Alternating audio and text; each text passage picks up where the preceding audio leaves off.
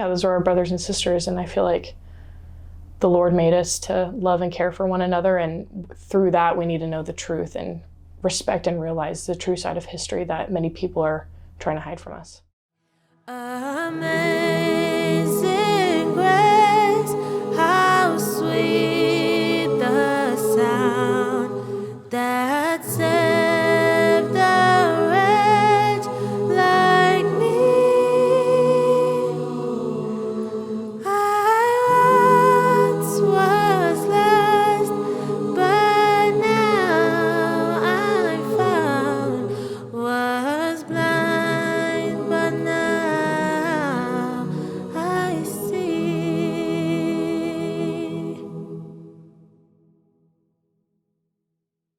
The Civil Rights Pilgrimage was initially begun by Professor Glen Laster, who is the originator of this class and the originator of the pilgrimage. He started it over 10 years ago as an alternative spring break trip, partially for his own purposes because he wanted to learn more about his own history and background, but also to be able to expose PLNU students to history of the civil rights movement in the South that they may not have been exposed to in the past. I feel that the mandate God has given me is to show them the truth, to tell the truth. And that's all we could do, is just tell the truth. And because let the truth speak for itself. For many of the students who go on the trip, this is their first time experiencing any of the spaces of historic importance within the South. For many, it's their first time even traveling to the South. And so it is very important that some of the things that they may have vaguely heard about in classes when they were growing up or may have seen a movie about, they're now actually able to go and experience for themselves in historical spaces. It started with 4 students. So we got together at my home and we started mapping out a way to not only see Selma, but see some of the South as well. So we mapped out to Memphis, Tennessee. We mapped through Selma, Alabama, Montgomery, and Atlanta. And the administration here was just profoundly on board with what we wanted to do. So the first trip was only about 8 people and 4 volunteers. So that went really well. And it just kind of kept getting bigger every year. People just kept saying it's life-changing, and at first I was a little hesitant because I was like, I don't want to give up my spring break, like my first spring break in college. But then something was really pushing me to go, and when people said that it was going to be life-changing, I didn't understand how life-changing it was going to be. I think obviously being like a Black American, you learn certain things like at home, but you don't get like the nitty-gritty. So there's a lot of things that I learned in the class that I hadn't learned. Just, you know, obviously people would think because you're Black, you know everything about Black history, but that wasn't the case. So it was really cool for me to learn a whole bunch more of like the background and like the blueprint that went into like, but especially the civil rights movement. When I was in high school, I didn't get any Black history. And the only people I knew about was Martin Luther King, Malcolm X. They wasn't big, they were big heroes, but that's all I got. I never got the groundwork, how it happened. And so they're not getting it right now. Students are not getting that kind of information about what happened to the African Americans. Why did the civil rights movement happen the way it did? None of that's been expressed today. And so I wanted to dig in that space to show the students that there is another narrative that they need to know about. And so that was when I started doing more research about it and bringing it to their attention in class. So that's what made the class so important, because we touched on those kind of things before we got there. And to see it, to hear it, and we felt it, was remarkable. And that's what happens. You see it, you feel it, and then you have context about what really happened. And it gets you to a place where you have to share that information. And that's what I tell them, you can't hold on this information, you have to share it. Now is an important time. I think it's always an important time. I don't think there's ever a time where it is any less acceptable to learn about your history. There's an old saying that was said that says a people without knowledge of its history is like a tree without roots. And so when we don't understand where it is that we've been, it's hard for us to understand where we are and where we're going. So yes, this is a critical time, especially in light of the polarization that exists and in light of the desire for a number of these stories to not be told. This is a critical time to be able to take pilgrimages such as this. We're in a crisis in America now where things are happening where they want to close some of the civil rights museums and things. And if they do that, that's just one. Who knows what they can do? But all that history goes away. And it's powerful history. It awakens you to what's really going on. And I think maybe that's what the Lord wanted me to do, is awaken people about this experience. And he awakened me for sure. That's why we have a class, to prepare them. I would say that this trip is a pilgrimage because you're starting off with a little bit of knowledge, but then you go in and you come out full of experience. And I think that's the difference between just a field trip and a pilgrimage. It's this ongoing journey of capturing things different spiritually, physically, and emotionally. Like when I was there, I was facing every type of emotion that you could ever think of. And it wasn't just that we were looking at museums, but it was that we were engaging with people that have been through these situations. We were on events and things like that with original foot soldiers, and so hearing their experiences and being with them to dwell in those experiences, I feel like that's what made it a pilgrimage. It wasn't just like a one-stop show, but like we're actively ongoing, like learning about everything that's going on around us through these experiences and through these actual people.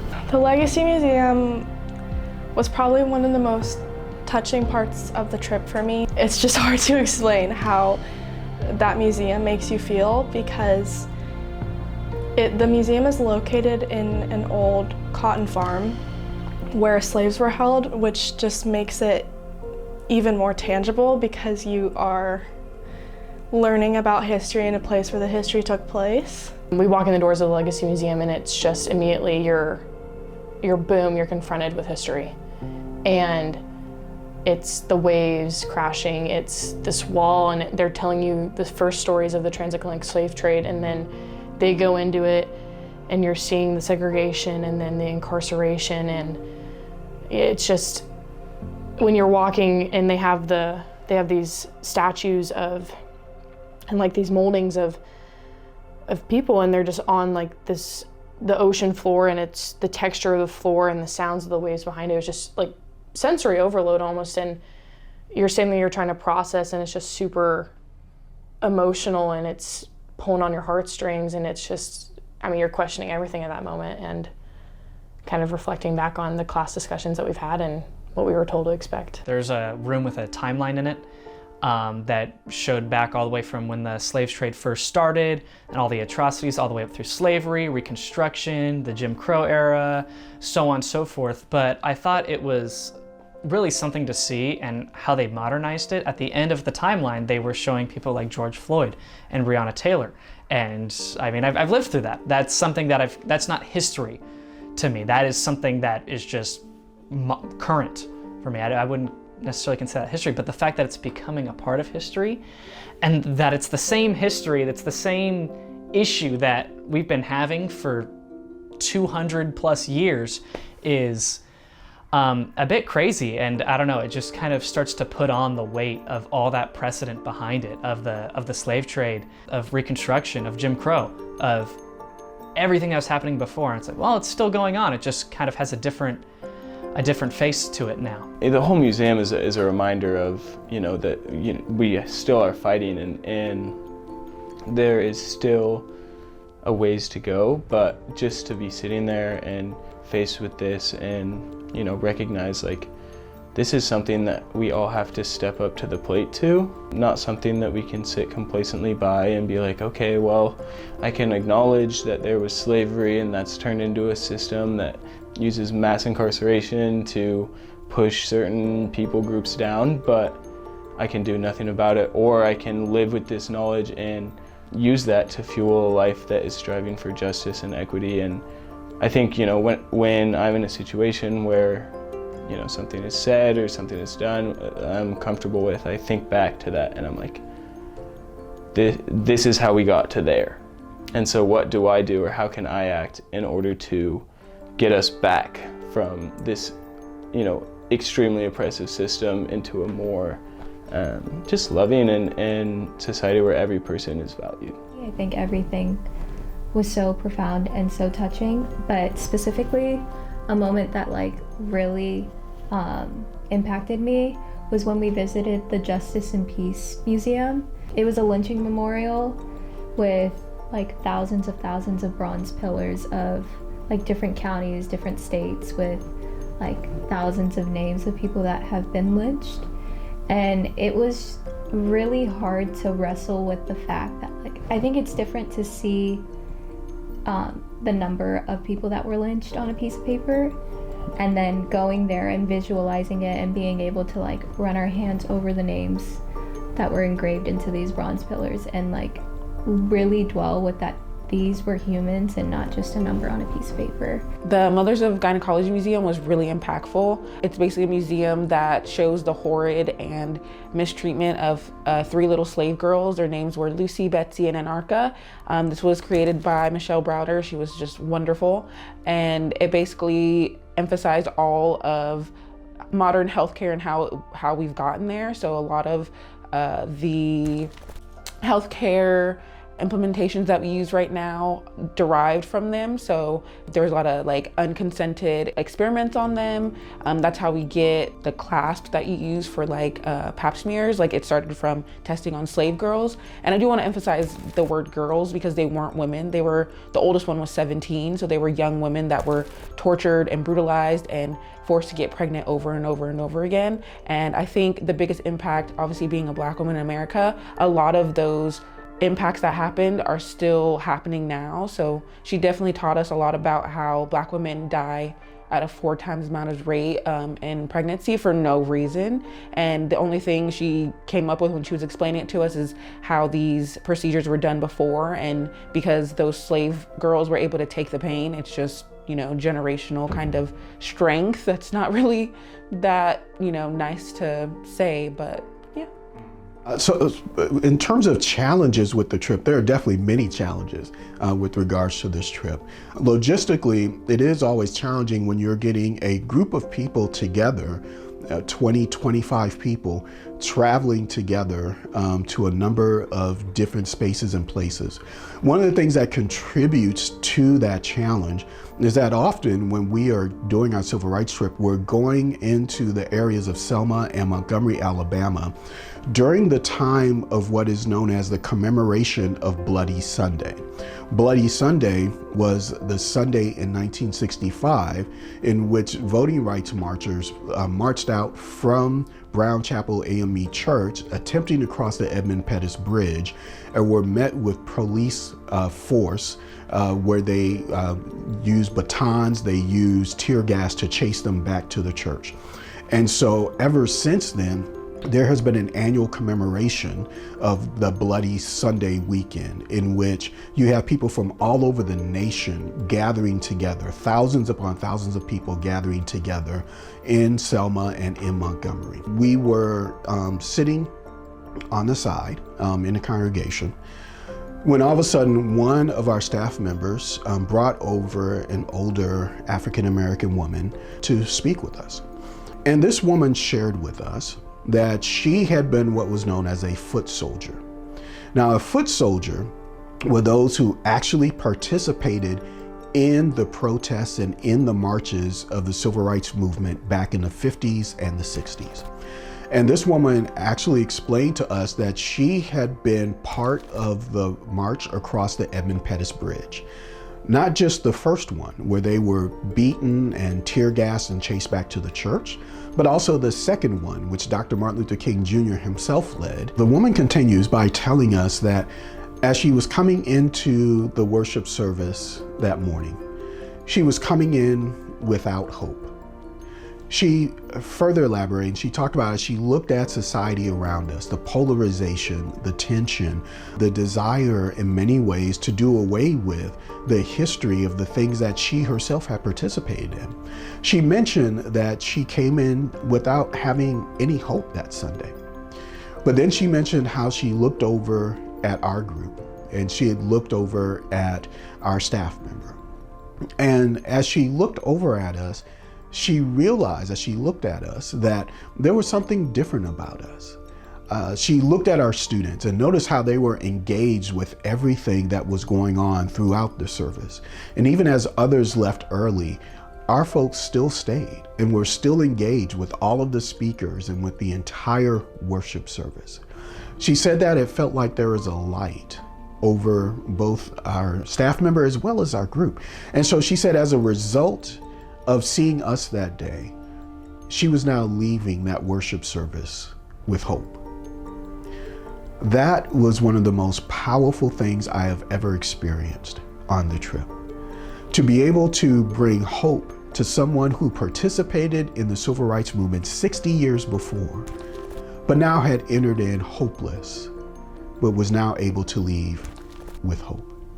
We walked through Selma and then past Brown Chapel on the same route where these beautiful, brave, courageous people just to stand up for human rights marched all those years before. And then when we got to the bridge, I mean, it was an incredible sight because you have thousands of people that are like walking over this bridge. And I think a moment that was impactful for me was we were all walking, and it's our whole class, and a couple people in front like linked arms and started singing, and everyone else decided to do so as well and followed suit.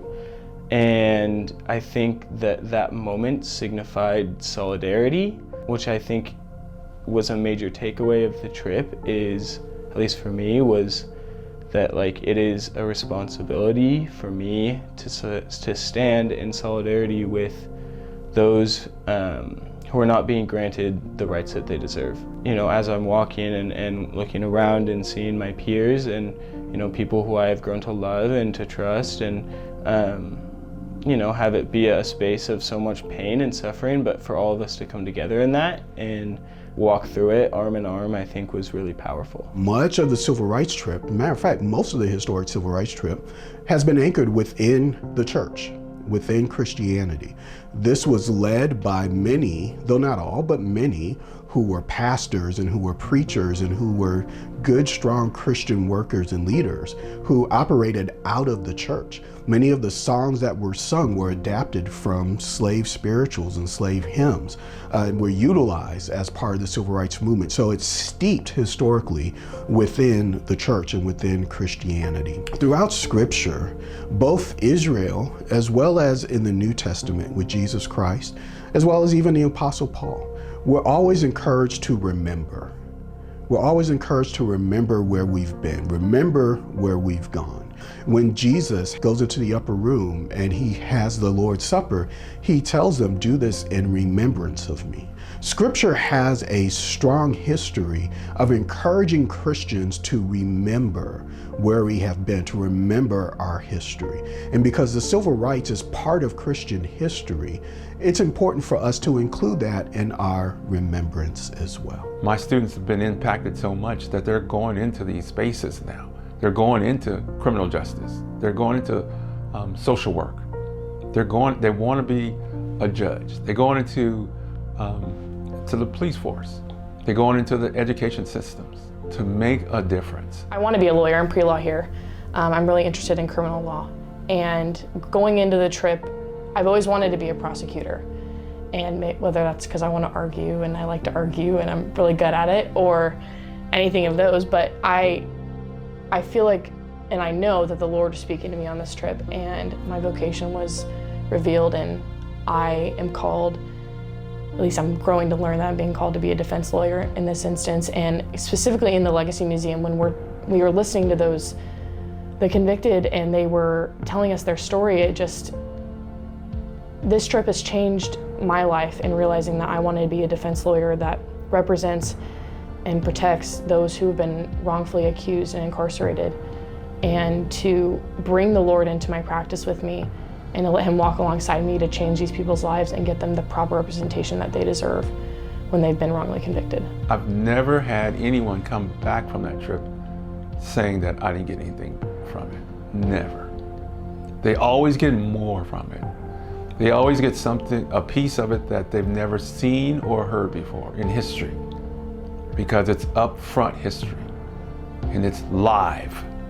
You can't read it in books. So once you go through something like this, it changes you forever.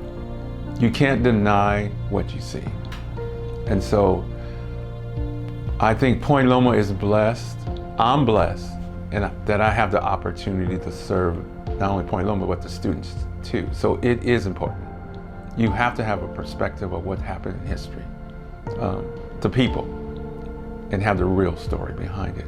And that's what we try to do with the Lord's help, is get the real story behind this history, the civil rights history. I recommend anyone and everyone to go on this trip. I wish it was a required class and course. It will really, I know it's so cliche to say it'll change your life, but it'll really change your life and perspective on everything. Especially being in California, we are like shielded from a lot of blatant racism. There's still like a lot that goes on here, but when you go down south, it is a completely different world. And I think everyone should at least try to go on this trip. It is pretty limited, but I would hope in the years coming, it's a kind of trip anyone can take if they're interested. If you care about justice and if you care about peace, you need to experience the civil rights pilgrimage and be prepared for your life to change, for your eyes to be opened, for history to be told through the right lens. And I'll recommend it till the day I leave, until for the people I recommend to Point Loma after that. And I'm serious, it needs to be a general education class, and it'll forever change your life.